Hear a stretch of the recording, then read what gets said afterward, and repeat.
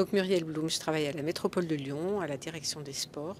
J'ai 2 casquettes en fait dans mon poste. La première casquette, c'est que je suis la référente technique quand il y a des grands événements sportifs internationaux sur la métropole. Donc là, je suis le contact de l'organisateur et je fais le lien avec les différents services de la métropole pour l'accueil de ces événements. La deuxième casquette, c'est sur le sport solidaire. C'est travailler sur toute la dimension sociale, sociétale du sport et voir comment on peut faire matcher ces deux sujets-là. Oui, il y a à peu près 6 mois maintenant, la SUL nous a sollicité, la métropole, pour organiser une journée autour du sport féminin. Donc c'est une thématique et c'est un des axes de nos politiques publiques à la métropole. Donc ça nous a semblé intéressant de travailler sur cette question-là. En affinant un petit peu le contenu, on a vu que c'était assez varié, parce qu'en fait, il y a quand même beaucoup de problématiques, ou en tout cas beaucoup de sujets qui sont concernés par la féminisation du sport. Il y a la pratique, il y a comment les femmes s'intègrent dans un collectif sportif, comment le sport peut aussi aider à sortir par exemple d'un cercle de violence, donc c'est un des sujets qu'on a traité. La santé féminine et le sport, puisque c'est aussi une des spécificités. Et le dernier atelier permettait de traiter la féminisation des instances sportives, parce qu'au-delà de la pratique, maintenant la féminisation concerne aussi naturellement la gouvernance des instances sportives. On a voulu faire une journée très large, un peu à 360 degrés. Alors, je m'appelle Jennifer Roussel, responsable des relations publiques, des partenariats, notamment aussi du mécénat à l'Auxiliaire BTP. Alors depuis plusieurs années maintenant, on accompagne des clubs sportifs féminins, notamment dans le basket, via des sponsorings. Mais voilà, ça nous permet aussi d'être un soutien financier et de visibilité. Également aussi, on a lancé ces dernières années des vidéos, des portraits de femmes dirigeantes du bâtiment pour les mettre en avant, mettre en valeur ces femmes qui ont des parcours souvent assez exceptionnels d'évolution dans l'entreprise, qui mènent aujourd'hui des carrières brillantes au sein d'entreprises très souvent très masculines. Et c'est des choses qu'on met en place depuis de nombreuses années à l'Auxiliaire pour mettre en avant les femmes dans le BTP, mais aussi dans le sport. C'est un événement qui est porté par l'ASUL, mais qui est soutenu également par la métropole de Lyon. Donc pour nous, c'est aussi un événement local. Comme j'ai pu l'expliquer précédemment, toutes nos actions en faveur des femmes, pour que les femmes, voilà, dans le milieu du BTP notamment, elles arrivent à dépasser les freins, les clichés et qu'elles puissent s'épanouir dans ces métiers-là, c'est aussi ça l'idée de cette journée, c'est de montrer que les femmes, elles peuvent se reconstruire, le sport bien-être. Et pour nous, c'est important aussi parce que le sport, c'est aussi un moyen de prévention des risques, et c'est quelque chose qui compte beaucoup pour nous. On a une partie qui s'appelle l'auxiliaire vie, c'est cette partie prévoyance. On fait en sorte aussi que nos sociétaires soient dans le bien-être, et donc c'est pour ça que le sport fait effectivement le lien avec cette notion de prévention et de bien-être qu'on porte aussi à l'auxiliaire. Marie Rabatel, experte sur le sujet des violences et du handicap, et contributrice aux politiques publiques. Donc j'interviens au niveau du ministère Égalité Hommes-Femmes, du handicap, de l'enfance et du sport. Et je suis également présidente de l'association francophone de femmes autistes. Et puis moi-même en situation de handicap et une ancienne, on va dire une survivante de viol.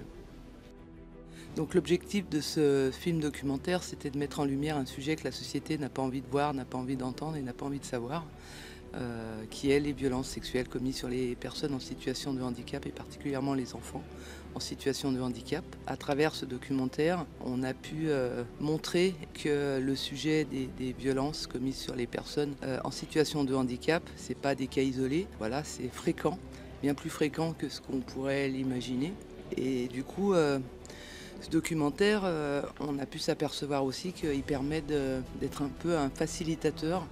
C'est-à-dire qu'il permet à des personnes en situation de handicap de pouvoir, après avoir vu ce documentaire, d'exprimer ce qu'ils ont subi, eux, et puis notamment de faire prendre conscience aux professionnels qu'il y a quand même une méconnaissance des conséquences psychotraumatiques sur ce public précisément. Une intervention qui m'a particulièrement touchée, mais surtout qui m'a montrer la méconnaissance du sujet, c'est lors d'une sensibilisation dans un établissement qui accueille un public mineur en situation de handicap. La directrice m'explique, voilà, une situation. Et puis, elle ne se rendait même pas compte que ce qu'elle m'expliquait, finalement, c'était une agression sexuelle. Et pour elle, c'était des jeux d'enfants. Et du coup, là, je me suis dit qu'il y avait vraiment du travail à faire sur ce sujet. Alors moi, c'est Marie Garodelin de l'association LPT. Donc je suis maman de 3 enfants et en fait, je suis présidente et fondatrice de l'association LPT. En fait, c'est une association qui vient en aide aux femmes pour la reconstruction par le sport suite à des violences ou des maladies. En fait, on les intègre dans l'association pour trouver quelle discipline ou quel type de sport leur conviennent par rapport à ce qu'elles ont subi et par rapport à leur physique également, parce qu'il y en a certaines qui physiquement ne peuvent pas faire certains sports. Donc on essaye d'analyser un peu tout ça et puis après les aider à avancer par rapport à ma propre expérience personnelle. Alors, les femmes qui veulent se lancer dans le sport et qu'elles n'osent pas, je pense qu'il faut déjà qu'elles soient sur un terrain où elles sont en confiance, déjà. Et arrêter de penser que tout le monde les regarde et qu'on les juge. Donc ça, c'est déjà la première chose. C'est vrai que là, maintenant, on parle beaucoup des femmes qui n'osent pas y courir dehors, de peur pour des agressions, qu'elles partent en groupe. Maintenant, il y a de plus en plus de choses qui se font comme ça, ou dans des clubs où elles se sentent à l'aise. Moi, je pense qu'il faut vraiment se sentir comme chez soi, d'un endroit, comme ça, on peut prendre plaisir à faire un sport. Alors moi, l'idéal du sport, c'est vraiment un endroit où tu es bien. Tu es bien toi-même, où tu te sens bien dans l'endroit où tu es. Donc je donne un exemple par ma propre expérience personnelle. Moi, il y a un seul endroit où je suis bien, où je me retrouve moi-même, c'est dans le désert. Donc, parce que dans le désert, tu découvres énormément de choses. Tu découvres aussi bien les personnes qui courent avec toi, mais tu as des moments où tu es toute seule aussi, et les animaux, et des fois tu n'as rien. Et ça, vraiment, c'est des moments qu'il faut vraiment arriver à trouver où tu te retrouves, en fait, toi-même. Moi, c'est Mathilde Philippon, je suis chargée de projet sport et société à l'Office des sports de Lyon. Mon travail, c'est principalement sur des thématiques de lutte contre les violences sexistes et sexuelles, lutte contre les LGBTQI+, phobie, éco-responsabilité dans le sport, parasport, handisport et lutte contre toute forme de discrimination, raciste, etc. Pour moi, il y a parmi les gros problèmes, il va y avoir le nombre de femmes et de minorités de genre qui sont déjà dans les clubs sportifs. Moins il y a de femmes, moins il y a de personnes issues de minorités de genre, moins on va avoir envie d'y aller parce qu'on ne va pas se sentir en sécurité, parce qu'on ne va pas se sentir représenté, parce qu'on ne va pas forcément voir dans les hommes des personnes alliées pour pratiquer notre sport de manière saine. Donc ça fait partie d'un des principaux freins. Ensuite, il va y avoir aussi la question des espaces disponibles parce que en fait, des équipes féminines, il n'y en a pas beaucoup. Donc c'est équipe ou d'ailleurs sport individuel, c'est un peu différent, mais en tout cas pour les sports d'équipe, les sports collectifs, c'est plus compliqué. On va avoir moins de clubs qui proposent des catégories de tous âges. Et ensuite, tout ce qui va être le sexisme ambiant, les LGBTQI+, phobie, qui sont les remarques qui vont être en lien avec les discriminations liées à l'orientation sexuelle ou au genre. La transphobie aussi dans le sport qui est très présente. Les réglementations des fédérations, donc au niveau un peu plus haut, qui vont impacter les clubs parce que par exemple quand on est une personne trans, on ne peut pas forcément pratiquer le sport qu'on veut en compétition parce qu'il y a beaucoup de fédérations qui ne l'autorisent pas. Donc tout simplement, parfois c'est juste interdit. Je suis Manon Gariot, je suis ostéopathe, j'exerce à Lyon, je travaille dans tout ce qui est douleurs pelvipérinéales, hommes-femmes, ce qui va de l'endométriose, les douleurs de règles, les problèmes de fertilité, les problèmes de vessie, des douleurs anorectales, mais aussi sexuelles, et j'accompagne aussi les personnes victimes de violences. Les cas les plus classiques que je vais avoir, c'est, comme j'ai dit, en endométriose, donc les douleurs liées aux douleurs gynécologiques, mais aussi douleurs digestives, douleurs au niveau du corps, multiples douleurs, et en fait la douleur chronique. Et moi, j'ai beaucoup de patients où ils ont des douleurs multiples dans le corps, principalement au niveau du bassin, mais qui malheureusement n'arrivent pas à s'en sortir. Ils ont une qualité de vie qui a été impactée, que ce soit physique et morale. J'ai énormément de douleurs au rapport sexuel, c'est ce qu'on appelle les dyspareunies, les douleurs de vulvodynie, les douleurs sur la vulve, les douleurs de vaginisme. Et malheureusement, on a aussi une problématique de douleurs sur des patients, on ne sait pas forcément ce qu'ils ont, on sait que c'est dans ces zones-là et on peut les prendre quand même en charge. Le but déjà, c'est d'écouter. Tout simplement, faire une partie d'anamnèse. Pour moi, les questions, l'élaboration de l'explication de leur histoire, de leur douleur, ça fait partie du soin pour comprendre d'où elles viennent et qu'est-ce qu'elles ont actuellement, qu'est-ce qu'elles ont fait comme parcours de soins. Comprendre maintenant après les plaintes où elles ont mal, qu'est-ce qui les dérange. Donc forcément, je suis ostéopathe, ça va être plutôt dans les douleurs ou dans les troubles. Et ensuite, le traitement, tout ce qui va être test et traitement ostéopathique, qui a pour but forcément d'améliorer le confort, améliorer la mobilité, avoir moins mal. Et ça, dans une optique de suivi, c'est-à-dire qu'on ne les prend pas par la main en une séance et c'est fini. C'est vraiment les accompagner. Et aussi, moi, par ma spécificité des douleurs chroniques, je prends un travail en pluridisciplinaire. Ça veut dire que je vais beaucoup aussi accompagner son suivi médical avec des conversations avec les médecins, des comptes rendus, mais aussi dans d'autres thérapies qui peuvent être prises en charge comme la psychologie. Je m'appelle Pauline Salagnac et je suis aujourd'hui directrice sportive et du développement au LDLC Asvel Féminin.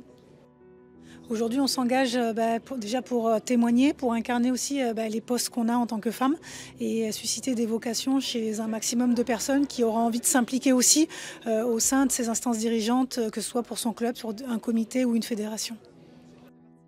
Remplacer la place des femmes dans le sport, c'est un de nos enjeux aussi. Aujourd'hui, on est entreprise à mission et notre but, c'est de permettre à chaque femme de réaliser ses rêves et de devenir la capitaine de sa vie. Et donc ça, c'est valable dans n'importe quel secteur de la société et notamment dans le sport. Donc essayer d'inspirer des jeunes générations à pratiquer du sport et puis à prendre des responsabilités au fur et à mesure de leur implication et de leur parcours. Florès Sangoul, je suis vice-président à la métropole de Lyon, en charge du sport, du parasport et de la vie associative. Donc je suis ravi qu'on soit là après cette belle journée d'échanges et de conférences sur le sport au féminin. On a abordé de nombreuses thématiques parce que c'est vrai que ce titre assez générique, il couvre plusieurs enjeux. Pour atteindre l'égalité femmes-hommes, l'égalité c'est quand même le mot central de notre devise républicaine. Il y a énormément d'enjeux dont on doit se saisir. À commencer par, dans le sport, proposer des espaces de pratique sûrs. Et donc je trouve que la conférence et le film de ce matin mettaient en avant l'ensemble du travail qu'il y a encore à mener pour la lutte contre les violences sexistes et sexuelles. Ensuite, en deuxième temps, on a vu comment le sport pouvait être aussi un outil effectivement de régénération, un outil pour se retrouver soi, un outil d'émancipation. Et enfin, cet après-midi, on a aussi parlé de la manière dont il fallait féminiser les instances dirigeantes du sport et que cette égalité femmes-hommes, elle devait se retrouver à tous les niveaux, au niveau des pratiquantes et des pratiquants, au niveau des salariés au sein des clubs, des fédérations et au niveau des instances dirigeantes pour arriver à cette mixité qui est essentielle selon moi. Je crois qu'on l'a entendu dans les échanges pour avoir des conseils d'administration qui ensuite produisent tout simplement les meilleurs projets, ceux qui ont le plus de valeur ajoutée, le plus de sens pour la société.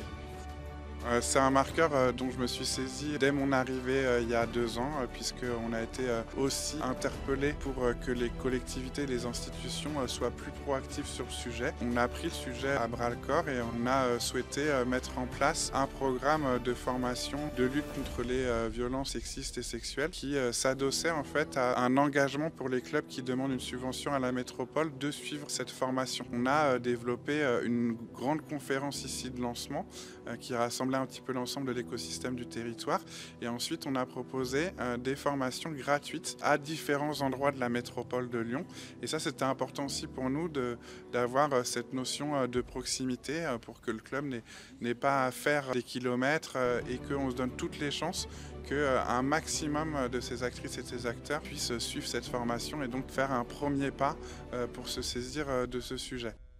Les défis sont encore nombreux. En prolongement de tout ce que j'ai pu vous dire, je pense qu'il faut vraiment qu'on conscientise que c'est aussi notre organisation sociale et collective qui créera ou pas les conditions d'un sport au féminin et d'une société qui atteint l'égalité femmes-hommes. Alors moi c'est Julie, donc je travaille à l'Azul Volley depuis 2 saisons et je suis responsable du comité éthique. Je travaille aussi dans le handicap, dans un foyer d'accueil médicalisé et je travaille pour une école de commerce, donc dans l'enseignement supérieur et je les aide à mettre en place des politiques anti-discrimination et violence de genre. Ça fait à peu près 1 an que je réfléchis à cette journée. Je l'ai d'abord proposée à l'Azul Volley, qui était partante donc, pour mettre en place ce projet. Et ensuite, je me suis mis en lien avec Florès Sangoul de la métropole, qui a trouvé l'idée très intéressante. Et comme il a dit un petit peu dans son discours de fin, le fait de remettre les métropoles, les maisons, un petit peu comme on appelait avant les maisons du peuple, au centre, pour le public, pour les personnes intéressées, pour les professionnels, etc. Donc le but c'était vraiment d'avoir une grosse journée d'échange avec une thématique autour de la féminité. On voulait parler de la violence qui est faite aux femmes, qui est un vrai sujet aujourd'hui pris en compte de plus en plus par la société, mais on voulait laisser la place à des intervenants. Et on voulait ajouter aussi une partie sur la santé pour pouvoir aborder les problématiques que peuvent rencontrer les femmes tout au long de leur vie, donc grossesse, handicap, maladies comme l'endométriose, etc. Et aussi faire du sport à un certain âge. Donc voilà pourquoi on a l'OSL, une kinésithérapeute, etc. qui sont venus. Et ensuite on avait vraiment à cœur, parce qu'on parlait de la femme et du fait de vouloir lui redonner de la place ou lui donner de la place quand elle ne l'a pas, on voulait vraiment parler des instances féminines dirigeantes dans le secteur du sport. Donc on avait une présidente de club, on avait la présidente du cross et une directrice de l'ASVEL, LDLC ASVEL féminin. Donc on a eu tout un tas d'échanges comme ça particulièrement intéressants. Et ce que je trouve intéressant sur cette journée, c'est que tous les intervenants de la journée, j'ai pas eu besoin de les convaincre, ils étaient de suite convaincus de la nécessité de cette journée. Et donc j'ai pas recherché plein d'intervenants. Ceux qui sont là aujourd'hui, c'est ceux que j'ai appelés en premier. Donc c'est très rassurant quand on organise ce genre de projet d'avoir des gens qui se fédèrent autour de la même chose et qui ont la même vision et qui veulent aller dans le même sens.